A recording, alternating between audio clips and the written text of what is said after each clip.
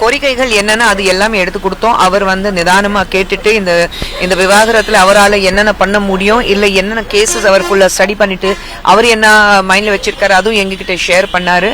And தெளிவாக இருக்கும் that இந்த டிஎம்கே கவர்மெண்ட்ல இந்த கேஸ்ல ஒரு முழு நம்பிக்கை எங்களுக்கு கிடையாது. அவங்க சரியாக இது கேஸ் கொண்டு போவாங்களா எங்களுக்கு நம்பிக்கை கிடையாது. ஏன்னா ஒவ்வொரு முறை இந்த மாதிரி பிரச்சனைகள் வரும்போது டிஎம்கே சார்பாக யாராவது இங்க இருக்கிறது குற்றவாளிகளை ப்ரொடெக்ட் பண்ணி அவங்களை பாதுகாக்கிறதுக்காக எல்லா வேலையும் நடக்குது.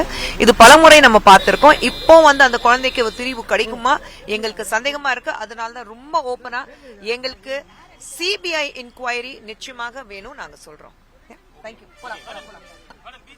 இல்ல பின்னாடி